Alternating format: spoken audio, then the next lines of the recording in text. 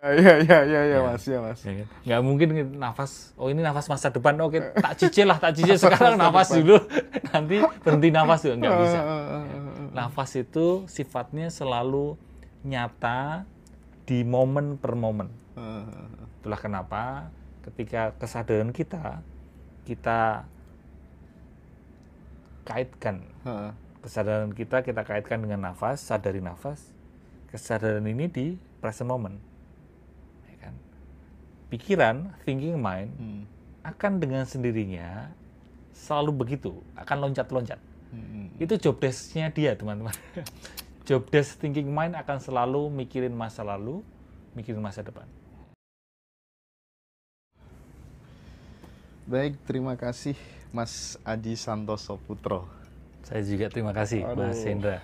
Sudah berkenan hadir di Ngaji Roso. Ya Mas, aku tuh excited banget nonton videonya Mas Haji ya. Di beberapa podcast bicara tentang kesadaran, tentang mindfulness gitu ya. Iya. Itu cuma sok tahu saya aja sih. Sok tahu. Sok tahuan saya aja. Ngawur itu. Ngomong ngalor ngidul itu saya. Iya, Mas Haji, aku pengen tahu kira-kira sejak kapan sih belajar tentang kesadaran gitu ya, menjadi praktisi kesadaran itu awalnya triggernya sehingga kemudian menjadi praktisi kesadaran, terus kemudian menggeluti trauma healing ya, kesehatan mental, mindfulness itu bagaimana ceritanya, Mas Haji? Wah, ini bisa jadi beberapa episode nih, Mas. Bisa berhari-hari nih ceritanya. Tapi barangkali saya mulai dari, ini agak lama nggak apa-apa ya, Mas? Apa-apa, Saya ajak aman. ke masa lalu saya. Sejak saya lahir itu di keluarga yang sudah tidak seperti pada umumnya. Maksudnya mengalami satu kejadian yang unik lah gitu.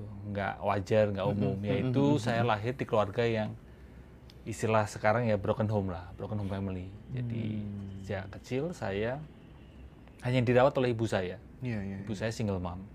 Nah, momen itu sejak saya lahir sudah langsung mencicipi momen yang suffering, penderitaan. Dan jarak usia saya dengan kakak saya itu cukup jauh. Kenapa? Karena kakak saya persis itu meninggal dalam kandungan, meskram. Sehingga saya tidak bersaudara, sebenarnya 4 bersaudara, tapi kakak saya persis itu meninggal. Sehingga jarak saya dengan kakak saya nomor 2 itu cukup jauh. Apa akibatnya dengan keluarga yang tidak rukun itu, bapak saya dipinjam orang. Bapak saya selingkuh, lalu saya hanya tinggal dirawat oleh ibu saya. Masa kecil saya itu bisa dikatakan cukup sepi lah, kesepian, dan melihat momen-momen yang bapak ibu saya berantem, kekerasan dalam rumah tangga, konflik, teriakan, bentakan, kaca pecah, itu secara berkala saya lihat waktu kecil. Dan itulah yang membuat, singkat cerita, waktu saya SMA, remaja, saya ada kayak letupan emosi lah, Mas, kayak sebel banget, marah banget gitu. Tapi nggak tahu gimana gitu, harus gimana itu nggak tahu. Lulus SMA, saya memilih untuk salah satu jurusan yang saya pilih itu psikologi, Mas. Psikologi. Jadi pilihan pertama itu ilmu komputer, ITB, lalu pilihan kedua itu ilmu komputer atau teknik komputer gitu. Lalu pilihan kedua itu elektronika instrumentasi UGM. Di Jogja ya? Di Jogja. UGM ya? UGM. Pertama Bandung, kedua ELINS ya, elektronika instrumentasi UGM. Terus pilihan ketiga baru psikologi UGM. Nah, kok ternyata 2 pilihan di awal ini luput kabeh, Mas. Ternyata saya terlalu pede, saya nggak sepintar itu, sehingga saya diterimanya di psikologi UGM. Nah, itu kan sudah mulai menjurus itu, mengarah ke ilmu psikologi, belajar tentang kesehatan mental gitu. Di psikologi perkuliahan, tentu belajar berbagai macam teori psikologi, teori kepribadian, teori perkembangan, dan sebagainya, psikoanalisa, cognitive psychology, humanism, behaviorism. Nah, di zaman itu, ini ketok usiaku ini, ketahuan umurku ini. Jadi di tahun 2000-an itu baru ngetren hypnotism.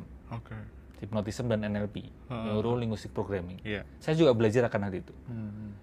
Hanya saja waktu itu saya terus jadi paham bahwa Neuro Linguistic Programming atau NLP dan hypnotism itu ngulik lebih ke ketidaksadaran, ya, unconscious, subconscious. Nah, saya penasaran, adakah ilmu yang mempelajari awareness, conscious, kesadaran? Saya bersentuhan dengan ilmu kesadaran itu ya waktu saya kuliah itu sudah sedikit-sedikit saya terpapar lah gitu, kenalan dengan ilmu kesadaran tahun 2000-an itu, Mas. Tapi puncaknya adalah saya pernah jatuh sakit karena stres berat. Alhamdulillah nggak kecelakaan, nggak kenapa-kenapa, tapi tiba-tiba aja hidung kiri saya mimisan, kepala kiri saya kesemutan di suatu pagi hari. Dan waktu itu ternyata saya diminta untuk operasi tulang belakang. Tulang belakang saya itu tense, tegang karena stres. Karena saya terlalu stres menjalani hidup ini, terlalu serius menjalani hidup ini, jadinya berdampak ke fisik. Psikosomatis saya rasakan benar di situ. Saya alami sendiri. Kalau waktu kuliah secara teori, ternyata ini saya alami benar. Kondisi mental berdampak ke kondisi fisik. Dan waktu itu terus, waktu saya diminta untuk operasi, bebal saya ya, keras kepala saya waktu itu nggak ngiyain, Mas. Saya justru kayak, kok bisa ya saya belajar psikologi? Lucu juga, komedi, saya belajar psikologi tapi saya sendiri stres gitu. Kan kayak tamparan banget kan gitu. Iya. Hanya psikologi untuk Anda tapi bukan untuk saya sendiri. Iya, benar. Nah, momen itu menjadi momen di mana saya kayak buka lagi segala teori yang saya pelajari selama ini, saya terapkan ke diri saya, dan saya nyaman, dan saya merasakan manfaat begitu besar dari ilmu kesadaran. Saya bermeditasi, saya belajar lebih mendalam terkait kesadaran, saya ulik lagi, begitu, Mas. Oke. Seperti langit yang tidak pernah terpengaruh pada awan, begitulah kesadaran kepada pikiran. Wah, kan sering bicara seperti itu. Gimana, Mas, ngejelasin antara kesadaran dan pikiran, terus diri kita yang sebenarnya itu yang mana sih gitu? Itu gimana tuh, Mas Haji? Saya juga kadang saya ngomong itu teman-teman ini ya mungkin bingung ya. Saya sendiri juga kadang bingung sih dengan apa yang saya ngomong. Biar nggak terlalu serius ya, karena semakin kamu serius akan semakin susah untuk belajar kesadaran. Pikiran itu bahasa Inggrisnya kan mind. Mind itu terbagi menjadi dua, thinking mind dan awareness mind. Thinking mind di fungsi thinking, itulah yang selama ini kita pelajari sejak kita kecil, pola asuh, parenting, sekolah, perkuliahan, kerja, itu ngajarin kita untuk mikir, menganalisa, oh ini gimana ya, oh segala sesuatu dipikirkan gitu. Nah, si thinking mind ini hanya mau yang nyenengin, nggak mau yang nyebelin. Jadi thinking mind ini memang job desk-nya membuat kita menyelamatkan diri lah, survive gitu. Hanya mau yang nyenengin, nggak mau yang nyebelin. Hanya mau yang positif, nggak mau yang negatif. Di sisi lain kan ada hidup ini, realitas hidup. Hidup ini selalu constant flux, constant flux. Kadang nyenengin, kadang nyebelin. Nggak bisa nyenengin terus, nggak bisa nyebelin terus. Begitulah hidup. Aliran hidup seperti itu. Kadang nyenengin, kadang nyebelin, kadang bertemu, kadang berpisah. Ada kalanya kita sehat, ada kalanya kita sakit, ada kalanya kita lahir, ada kalanya kita ya meninggal gitu. Ya begitulah aliran hidup. Sedangkan thinking mind maunya hanya positifnya tok, nggak mau negatifnya. Hanya mau bertemunya, nggak mau berpisahnya, hanya mau sehatnya, nggak mau sakitnya. Sehingga kalau mind ini kita hanya pahami atau kita hanya latih, kita hanya fungsikan sebatas thinking, terjadi konflik batin, ketegangan batin. Hidup punya alirannya sendiri, kita berusaha untuk kayak memaksa hidup, ya pokoknya harus sesuai keinginanku terus. Ya nggak bisa, terjadi ketegangan batin. Untuk itu, kita pahami lagi tadi, polanya adalah mind itu ada awareness mind. Nah, awareness mind inilah kesadaran. Kesadaran inilah yang melampaui pikiran. Kita bisa menyadari pikiran kita. Thinking mind ini termasuk feeling ya. Kita juga bisa menyadari perasaan kita. Kita disarankan juga berlatih dimensi kesadaran ini. Nah, kalau tadi langit dan awan, thinking mind ini kan menghasilkan thought ya, buah pikiran. Pikiran positif, pikiran negatif. Oke. Thought ini, buah pikiran ini adalah awan. Oke. Ya. Berbagai macam bentuknya, berbagai macam warna, berbagai macam emosi, itulah awan. Sedangkan kesadaran itu langit. Langit tidak akan bisa dijangkau oleh awan. Ya, segelap apapun awan tidak akan bisa bikin langit itu gelap. Dia akan selalu menjadi ruang yang begitu lapang, menjadi wadah untuk berbagai macam emosi, berbagai macam pikiran. Nah, ilmu kesadaran yang sebatas saya pelajari dan alami selama ini adalah kita diajak untuk terkoneksi dengan langit itu, langit kesadaran itu. Seperti halnya lautan atau samudra dengan ombak mungkin ya? Ya, atau bisa juga mungkin analoginya adalah seperti layar dengan isi layar, atau layar dengan film gitu ya? Ya, latar daripada layar itulah. Iya. Filmnya mau sedih, filmnya mau action, filmnya mau horor, layar tetaplah layar kan. Tetap apa adanya. Gitu ya? Dia tidak terpengaruh oleh berbagai isi film itu. Nah,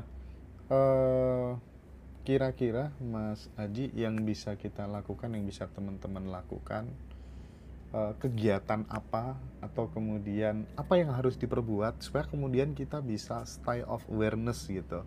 Nah, itu satu. Yang kedua, perubahan hidup seperti apa yang akan dialami sahabat semuanya ketika kemudian latihan ke sana gitu. Di fase itu gitu, Mas. Oke, baik. Pertanyaan pertama, apa yang bisa kita perbuat untuk melatih kesadaran kita, begitu ya Mas Indra ya? Justru kita diajak atau disaranin untuk berhenti berbuat. Karena awareness mind itu di wilayah being. Being. Ya. Sedangkan berbuat itu wilayah doing. Itu thinking mind. Untuk bisa terkoneksi atau mengakses dimensi kesadaran, kita diminta untuk jeda, untuk pause, untuk creating pause, untuk berhenti sejenak, untuk doing nothing. Hanya istirahat saja. Istirahat saja.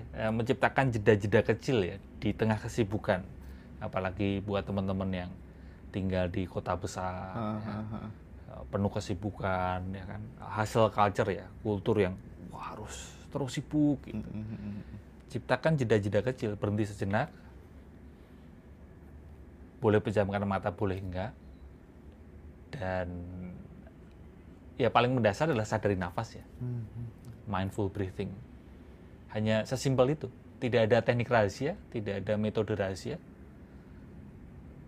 Sesimpel just rest. Kalau di dimensi doing, selalu ada teknik metode yang menarik sekali. Itu ada sesuatu yang kayak fantastis gitu. Tapi justru di awareness mind kita diajak untuk being simple. Hanya duduk diam, boleh pejamkan mata, boleh enggak. Sadari nafas. Ketika tarik nafas, sadari tarikan nafas. Ketika exhale, hembuskan nafas. Sadari hembusan nafas. Bisa juga dilanjutkan dengan hanya menyadari pikiran-pikiran yang muncul, hanya menyadari perasaan-perasaan yang muncul. Ketika muncul pikiran negatif, apakah mesti dibikin positif? Kalau di latihan kesadaran, nggak perlu. Cukup diamati aja. Cukup diamati. Karena ini kan latihan kesadaran, bukan latihan mengendalikan. Dan inilah yang bikin banyak orang itu nggak tertarik dengan dengan esensi yang seapa adanya latihan kesadaran ini buat banyak orang nggak menarik. Karena tidak ada kontrol ego. Ego yang mengendalikan itu justru hanya diamati juga. Jadi mungkin 2 tips latihannya, mindful breathing, pause, jeda, sadari nafas. Lalu yang kedua, selain menyadari nafas, ya sadari saja berbagai pikiran perasaan yang muncul. Kalau yang Mas Aji lakukan sehari-hari nih, berarti guru yang senyata-nyatanya ya diam itu sendiri gitu. Iya, keheningan itu ya. Keheningan itu. Ya. Keheningan. Jadi saya mau izin mengutip Rumi. Rumi itu seingat saya ya, Jalaluddin Rumi pernah menuliskan, saya pernah baca sekilas bahwa ya guru sejati adalah keheningan itu. Keheningan. Dan keheningan itu adalah kesejatian diri kita. Oke, zero is me. Ya, kesadaran itu kan Mas ya. Langit kesadaran itu. Itulah cinta. Kalau Jalaluddin Rumi kan dikaitkan dengan cinta. Yang maha cinta itu adalah keheningan itu. Segala definisi untuk menjelaskan cinta itu bukanlah cinta. Ya, semua pena, segala pena akan patah ketika menuliskan, mendefinisikan mengenai cinta. Yang bisa ya dialami ya Mas. Dialami ya keheningan itu. Nah, permasalahannya adalah kita manusia modern termasuk saya Mas. Sekarang ini kan cenderung terkoneksinya dengan kebisingan kan, keramaian, sosial media, lalu mungkin berita ini, berita itu dan sebagainya, kan kebisingan. Kita lebih akrab ke kebisingan, kita lebih akrab dengan kebisingan daripada akrab dengan keheningan. Akibatnya kita menjadi asing dengan diri kita, karena diri kita itu adalah keheningan itu. Itu yang terus bikin orang jadi asing dengan dirinya sendiri dan muncul konflik di mana-mana. Ya. Jadi sebenarnya diri kita yang sejati itu tanpa awal tanpa akhir dong Mas ya? Iya, kesadaran keheningan itu. Berbeda dengan the sense of self, ya, ego, keakuan yang diciptakan oleh thinking mind. Aduh, tapi kan karena memang orang mungkin akan gimana ya?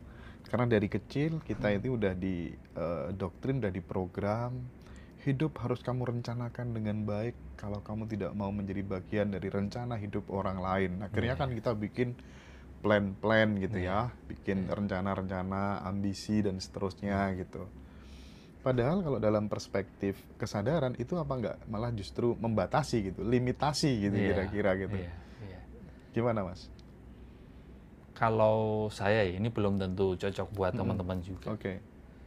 Ya secukupnya lah, merencanakan, bikin plan itu secukupnya. Hanya saja kan kenyataannya kita ini 5 menit ke depan gimana kan kita nggak tahu. Jangan 5 menit, 5 detik ke depan gimana itu kita sebenarnya nggak tahu. Bener-bener hidup ini kan flux, bener-bener hidup ini nggak pasti. Tapi ya ego manusia ya, thinking mind, operasi atau kerja si thinking mind itu kan ingin merencanakan 5 tahun ke depan gimana. Iya, benar. Nah, kan komedi ya, sungguh komedi kita ini ya. Kita ini merencanakan 5 tahun ya boleh-boleh saja, tapi dengan kesadaran bahwa jangankan 5 tahun gitu. 5 menit, 5 detik ke depan kemudian aja kita nggak tahu loh. Ya kan? Maka ini bicara soal ketidakpastian ya. Kan planning itu kan untuk memastikan, merencanakan itu memastikan. Sebenarnya deep down ya, di kedalaman diri kita ini sebenarnya mengakui kok bahwa hidup ini sebenarnya nggak pasti. Senyatanya hidup ini nggak pasti. Tapi kita ini sangat takut gitu. Thinking mind membentuk ego, keakuan, the sense of self. Si ego inilah yang sangat ketakutan dengan ketidakpastian. Kenapa? Karena ego ini menjadi ada ketika ada kepastian. Lucunya, lagi-lagi ini komedinya adalah ini hidup ini nggak pasti kan. kita ini nggak mau menerima kesejatian hidup ini nggak pasti. Akibatnya kita berusaha memastikan hidup yang nggak pasti ini. Akibatnya kita cemas gara-gara ingin memastikan yang tidak pasti itu. Berbagai metode, teknik, entah itu di dunia healing, di dunia spiritual, di dunia kesehatan mental, berbagai teknik metode itu cenderung ingin memastikan. Tapi tetap aja hidup ini nggak bisa dipastikan, kesejatian hidup ini nggak bisa dipastikan. Kengototan kita ingin memastikan, justru itulah yang bikin kita cemas. Maka di kesadaran, kita tenangnya itu, batin kita tenang bukan karena memastikan. Batin kita tenang karena kita menerima kenyataan bahwa hidup ini nggak pasti. Oke. Mantap. Jadi di hadapan kesadaran, rencana pikiran itu hanya lelucon gitu. Orang bijak bilang, kalau kamu ingin membuat Tuhan tertawa, sampaikan rencanamu kepadanya. Tapi ya wajar lah, kita manusiawi lah istilahnya kalau kita masih bikin rencana gitu. Hanya saja di hadapan kesadaran ya itu hanya seru-seruan aja gitu, hanya apa ya, permainan lah gitu. Tapi akan susah mungkin barangkali ya Mas Haji Santoso ketika kita pengen stay di awareness, stay of awareness, stay di kesadaran, tetapi hidup kita tidak bisa melakukan penerimaan total, tidak bisa pasrah total gitu ya. Itu kayaknya akan susah gitu. Yang pertama, yang kedua nggak bisa hadir sepenuhnya saat ini, di sini, sekarang gitu. Justru itu mungkin dua hal itu gandengannya mungkin ya, atau gimana Mas Haji? Gandengan itu Mas. Gandengan. Jadi kalau di kesadaran di awal kita nggak perlu tergesa-gesa menerima dulu. Oke. Kita diajak di awal sadari aja dulu. Sadari semua tayangan-tayangan itu. Ketika ada rasa terima, sadari saja. Oh, itu perasaan menerima. Oh. Begitu pula ketika ada perasaan yang masih ngeyel, maksudnya ada perasaan yang masih belum menerima. Okay. Itu pun disadari saja. Nggak perlu kamu harus terima gitu. Sehingga bahasanya mungkin gini, yang kita latih bukan penerimaan di dimensi pikiran, bukan. Yang kita latih penerimaan di dimensi kesadaran. Ketika kita menerima di dimensi kesadaran, bahkan perasaan nggak terima, itu pun kita terima. Paham. Ya, si langit kesadaran ini kan kembali lagi, langit kesadaran ini kan menerima segala bentuk awan.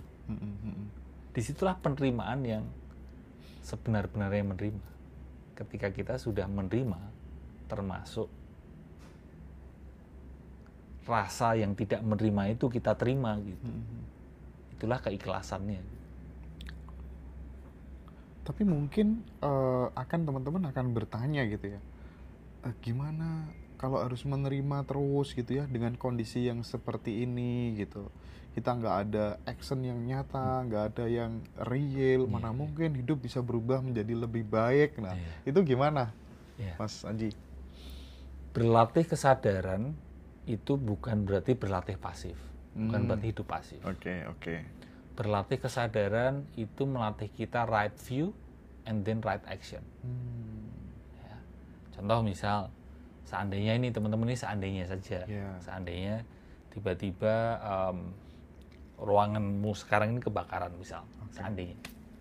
Bukan berarti terus latihan kesadaran, ya udah terima aja gitu, nggak gitu juga ya. Bukan berarti terus pasif, ya udah diem aja, kan enggak. Justru dengan latihan kesadaran, kamu sadar bahwa, oh ya, baru terbakar. Untuk itu ada right view kan. Ada kesadaran, ada pandangan benar. Oh, ini terbakar. Maka muncullah dengan sendirinya, muncul right action. Yaitu, ya mungkin kamu memadamkan atau kamu berpindah tempat. Ada gerakan dari dalam spontan gitu kah? Ya, hanya saja right action ini tidak melekat pada thinking mind. Tidak. tidak baper gitu, tidak ada kandungan emosinya. Itu yang ideal ya. Tidak dipengaruhi ego gitu ya. Iya. Ya. Ini yang namanya kembali ke fitrah mungkin ya. Ya, tepat sekali. Ya kesadaran itulah kesejatian, esensi diri kita, atau istilahnya fitrah atau deeper self, our deeper self. Seringkali kita, termasuk saya ini kan masih seringnya bentroknya itu kan di surface self. Ya, di penampilan kita, status kita, pekerjaan kita, identitas kita dan sebagainya, itu kan topeng-topeng kita kan. Iya, Mas. Nah, kembali ke tadi, right view and right action. Kalau kita sudah punya right view, kesadaran, dengan sendirinya akan ada right action. Nah, kalau yang dilakukan Mas Aji sendiri pada saat sadar nafas itu secara teknik itu dipelankan, dipanjangkan, atau bagaimana Mas Aji, dan itu juga mungkin sebagai tools supaya kemudian kita yang tadinya itu pikiran itu melayang-layang ke masa depan dan masa lalu bisa ditarik saat ini, itu ada kaitannya sama sadar nafas kan? Iya. Bedakan antara breathing exercise dengan mindful breathing. Oke. Kalau breathing exercise ada unsur pengontrolan, pengendalian nafas. Nafas, oke, konsentrasi, dipanjang-panjangin, ya kan? Oke, ditahan atau mungkin dihitung. Nah, nafasnya dihitung, ditahan. Itu berarti kan masih thinking mind yang beroperasi. Iya. Itu breathing exercise. Ya. Sedangkan yang saya latih selama ini kan mindful breathing. Maka tidak ada pengendalian. Bernafas apa adanya. Kalau memang nafasmu sedang pendek, ya sadari saja. Oke. Jadi kan benar beristirahat gitu ya kan? Iya. Bahkan ketika nafasmu pendek, ya sadari saja. Kalau pas panjang pun juga sadari saja. Tidak ada pengendalian. Nah, itu sekali lagi banyak orang nggak menarik gitu pendekatan ini karena tidak ada pengendalian dari ego kan. Gitu. Nah, ketika kita menyadari nafas, pertama, maka kesadaran kita kan di present moment, Mas. Di sini kini kan. Karena tidak ada nafas masa lalu, tidak ada nafas masa depan. Nafas selalu ada di sini. Iya, Mas. Ya kan? Nggak mungkin nafas, ini nafas masa depan, oke, tak cicil sekarang nafas dulu, nanti berhenti nafas juga, nggak bisa. Nafas itu sifatnya selalu nyata di momen per momen. Itulah kenapa ketika kesadaran kita kaitkan. Kesadaran kita kaitkan dengan nafas, sadari nafas. Kesadaran ini di present moment. Ya kan? Pikiran, thinking mind, akan dengan sendirinya selalu begitu, akan loncat-loncat. Itu job desk-nya dia, teman-teman. Job desk thinking mind akan selalu mikirin masa lalu, mikirin masa depan. Ini menariknya dari Mas Aji itu kita bisa bedain antara thinking mind dan awareness mind. Iya. Wah, itu yang selama ini tanda tanya gitu kan. Itu bagaimanapun juga kesadaran itu butuh pikiran gitu kan. Iya. Bukan berarti mengosongkan pikiran, dia akan selalu seperti itu. Kita hanya berjarak aja dengan isi film kan. Kita berjarak dengan awan. Tapi kita beristirahat di langit kesadaran, di layar itu tadi. Oke. Disitulah mungkin tempatnya knowing gitu ya Mas ya, bukan knowledge gitu ya kira-kira ya. Jadi kita kan banyak intuisi, insight mungkin muncul ketika kita sering stay di situ. Lebih cair, kecerdasan semesta itu mengalir ke dalam diri kita gitu nggak sih? Di kesadaran itu justru adanya ketidaktahuan. Yang tahu itu hanyalah thinking mind kan. Thinking mind kan penuh asumsi. Aku tahu. Kayak momen per momen itu kita merasa tahu kan. Iya.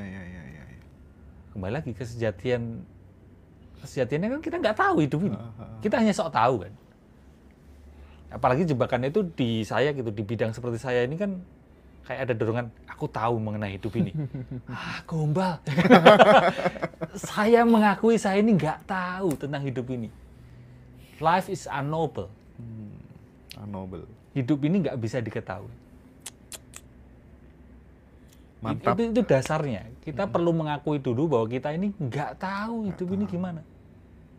Dan itulah esensi kesadaran. Unknowable. Kita sadar bahwa diri kita nggak tahu. Itulah kebijaksanaan yang besar itu.